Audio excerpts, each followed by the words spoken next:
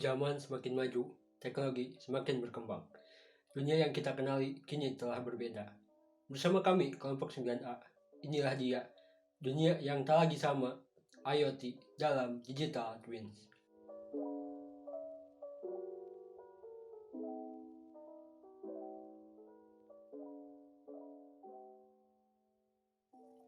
Perkenalkan, saya Irham Nur Alim.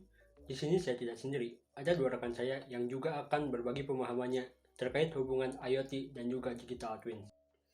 Sebelum kita membahas tema kali ini, mari kita samakan persepsi tentang IoT ini, supaya tidak ada terjadinya perbedaan pandangan yang menyebabkan perpecahan di antara kita. IoT atau Internet of Things merupakan suatu konsep di mana internet untuk segalanya, yang bertujuan untuk memperluas dan juga memaksimalkan penggunaan konektivitas internet yang terhubung secara terus-menerus, seperti berbagi data, remote pekerjaan atau kontrol, barang-barang lain dalam kehidupan sehari-hari, dan juga lain sebagainya.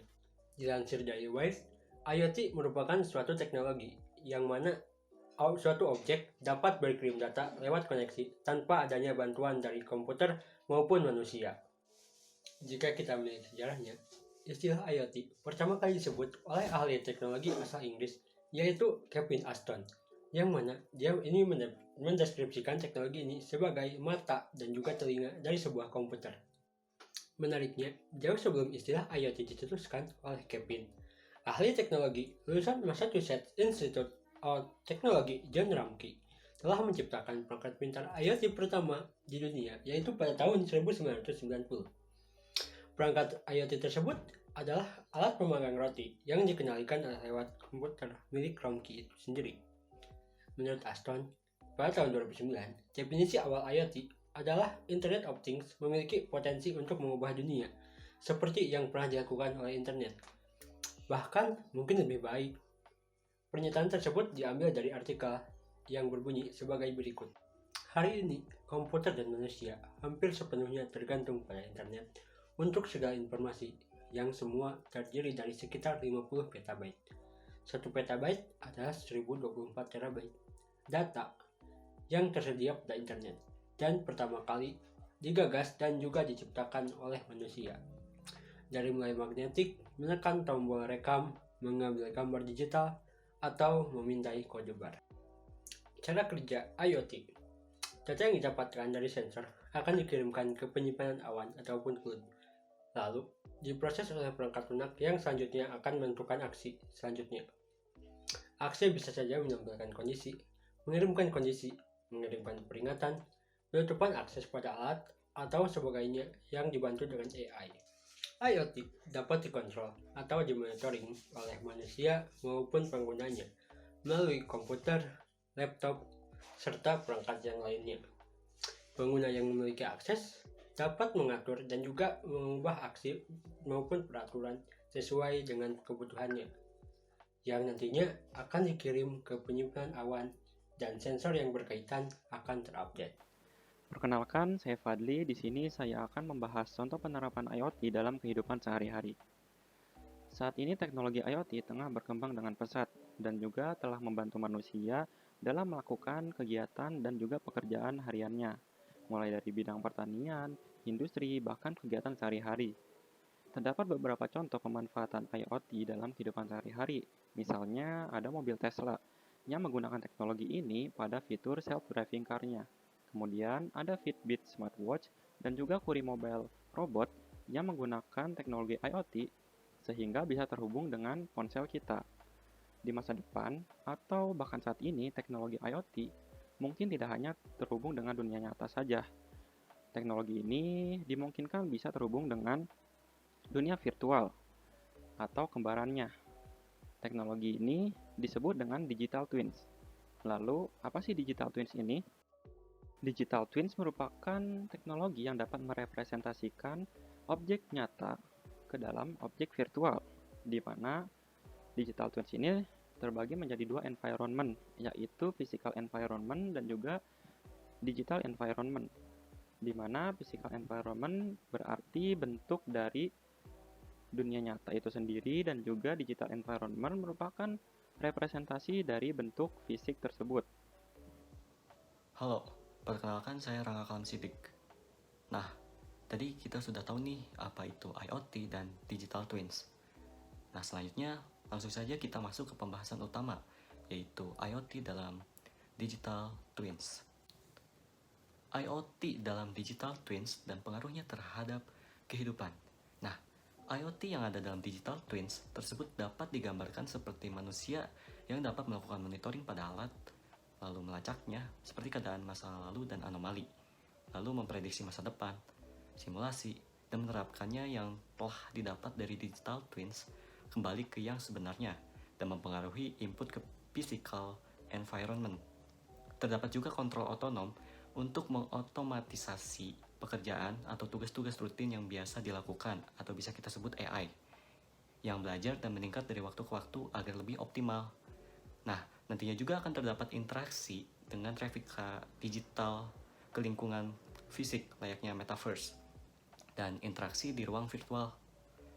Semua data apapun yang dilakukan di dunia fisik akan masuk ke digital twins. Seperti itu. Nah, dunia fisik yang dibuat digital twins ini terikat dengan dunia fisik secara real time yang dapat dialami di realitas fisik dan digital atau mixed reality. Secara real time kita dapat diajak berkolaborasi, menjalankan simulasi dan menemukan apa yang penting bagi kita yang akhirnya dapat diterapkan untuk AI belajar, memprediksi, dan bertindak. Nah, untuk menghemat waktu dan uang, mengurangi karbon, melestarikan sumber daya alam, meningkatkan keselamatan untuk mendekatkan kita semua. Segala sesuatu yang ada di metaverse mendekati status kembaran fisiknya, yaitu adalah digital twins. Nah, hal ini dilakukan dengan menerapkan kekuatan cloud, menghilangkan batasan dari apa yang dapat dilakukan dan potensinya tidak terbatas. Ya, kita dapat melacak dan menganalisis data dari lingkungan yang terhubung untuk mengidentifikasi pola, tren, dan anomali. Simulasi dan evaluasi hasil menentukan dampak dari perubahan atau kondisi, dan memanfaatkan AI untuk memahami dunia fisik untuk meningkatkan dan mengotomatisasi tugas. Nah, ini juga memberikan orang-orang ruang untuk berkolaborasi satu sama lain di ruang virtual untuk berbagi dan menerima keahlian pada waktu dan konteks yang tepat, untuk bergerak melalui dunia fisik dan dapatkan informasi yang relevan terkait mitra digitalnya, kapan dan di mana dibutuhkan menggunakan realitas fisik dan digital yang tergabung. Nah, Microsoft Cloud menyatukan kemampuan itu dengan kekuatan komputasi tak terbatas dari cloud dan perangkat cerdas di edge, membuat kerangka kerja ini untuk membangun solusi digital twins, mixed reality, yaitu adalah realitas fisik dan digital yang tergabung, dan metaverse yang imersif dan berdampak. Nah, dengan ini akan merevolusi gaya hidup manusia. Manusia akan hidup berdampingan dengan dunia yang serba digital. Semua perangkat dan kehidupannya terkoneksi internet yang memungkinkan untuk berkomunikasi dengan perangkat dan kehidupan lainnya. Contohnya, misal nih pada olahraga. Nah, manusia menggunakan perangkat dan mengetahui atau memonitoring apa saja yang terjadi dan memaksimalkannya melalui penggunaan perangkat atau replika dirinya untuk kesehatan atau kebugarannya, misalkan status, kalori, berat badan, dan sebagainya. Nah, atau manusia dapat dengan mudah bertemu dengan orang untuk memberikan bantuan atau bersosialisasi di ruang virtual secara real time. Berikut ini adalah beberapa kelebihan dan juga kekurangan maupun pro dan kontra terhadap adanya IoT dan juga digital twins ini. Yang pertama, kelebihan dari IoT ialah kehidupan manusia akan banyak terbantu dengan banyaknya kemudahan dalam pekerjaan berkat adanya IoT, yang mana IoT sendiri dapat dikoneksikan dan juga dilakukan kapan saja dan di mana saja dengan perintah manual maupun otomatis. Yang kedua, IoT membantu manusia dalam bekerja dan juga hidup lebih cerdas, yang akhirnya akan memberikan manusia kenyamanan karena dapat menghemat waktu, uang, dan juga menghindarkan manusia dari kekhawatiran. Selanjutnya, digital twins memberikan informasi secara mendetail dari bentuk fisik yang direplikanya.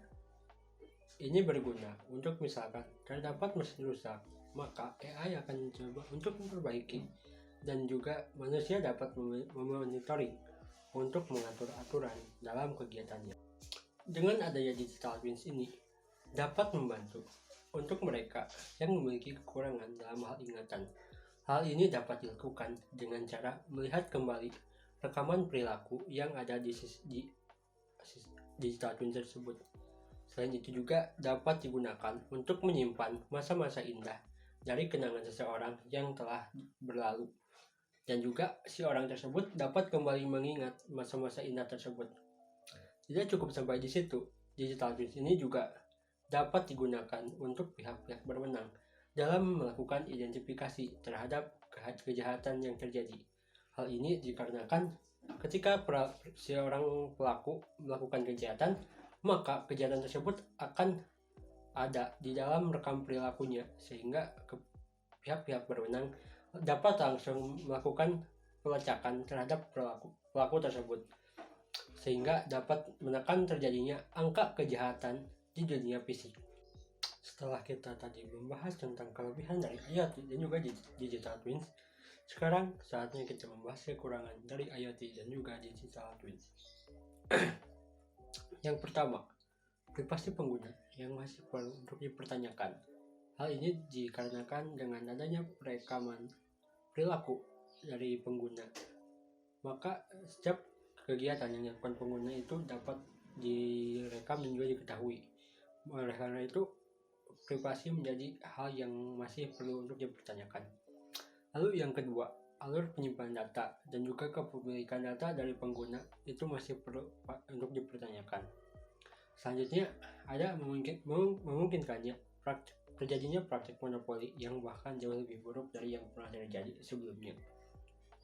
Hal ini dapat disebabkan oleh ketika ada satu pihak yang telah menguasai dunia tersebut dan ada pihak lain yang ingin ikut di dunia tersebut, maka si pihak yang tadi berkuasa akan melakukan dan juga menerapkan peraturan yang seenaknya bagi mereka yang ingin ikut di dunia tersebut.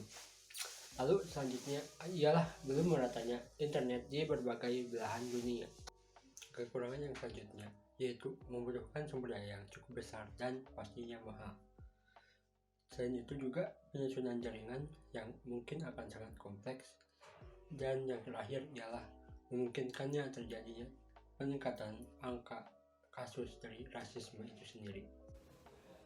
Selanjutnya merupakan kesimpulan, yaitu teknologi semakin berkembang pesat dan menjadi lebih canggih untuk memberikan manusia kemudahan dalam menjalankan semua pekerjaannya. Berawal yang harusnya kita berada di tempat untuk memonitoring atau melakukan sesuatu. Nah, berkat adanya teknologi akan menjadi dikerjakan secara otonom oleh AI yang terus belajar sendiri, dan manusia hanya tinggal memonitoring atau mengubah aturan dari kegiatan tersebut di mana dan kapan saja, karena koneksi internet yang terhubung secara terus-menerus. Disinilah peran IoT yang dimana internet untuk segalanya akan ada, semua terkoneksi internet. Manusia akan hidup berdampingan dengan semua hal yang berhubungan dengan kata digital. Namun, di balik itu tetap ada kelebihan dan kekurangan yang dimungkinkan nantinya akan menjadi pro dan kontra ketika teknologi tersebut benar-benar ada. Kita harus siap dengan apa saja yang menjadi kekurangan dan bagaimana cara kita untuk memberikan solusi dari kekurangan tersebut.